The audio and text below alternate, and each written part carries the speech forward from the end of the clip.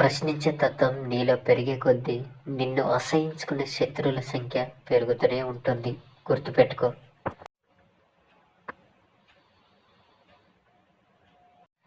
గెలుపు తలుపులు ఎప్పుడు మూసుకునే ఉంటాయి. వాటిని నీ ప్రయత్నంతోనే బద్దలు కొట్టి నీ గెలుపును దక్కించుకోవాలి.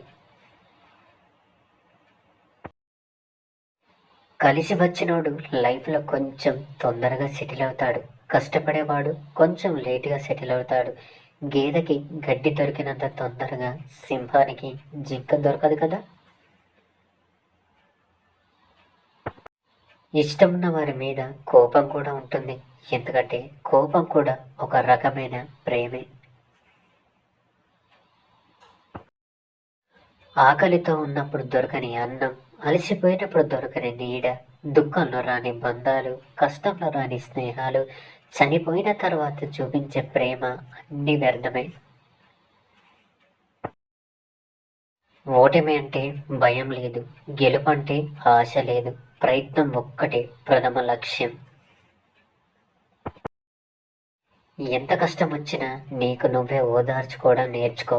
ఎందుకంటే నీ కష్టాలు చూసి నవ్వుతారే తప్ప నా అని ఎవరు దగ్గరికి తీసుకోరు.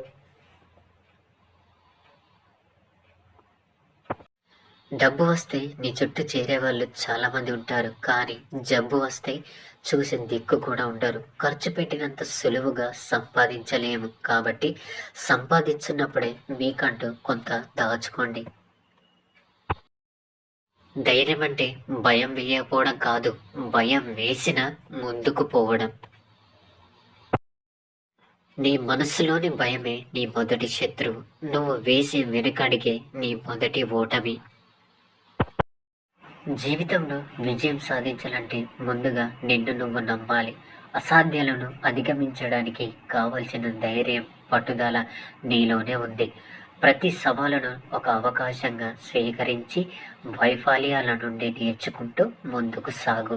నీ లక్ష్యాన్ని చేరుకునే వరకు ఎప్పటికీ ఆగకు. నేను సింహం లాంటి వాడిని. ఒకరికి జై కొట్టేది లేదు, ఒకరి కింద బ్రతికేది లేదు. అయితే గెలవాలి లేదా చావాలి. సంస్కారం బాగుంటే గౌరవం పెరుగుతుంది, మాట బాగుంటే మర్యాద పెరుగుతుంది, నడవడిక బాగుంటే బంధాలు బాగుంటాయి.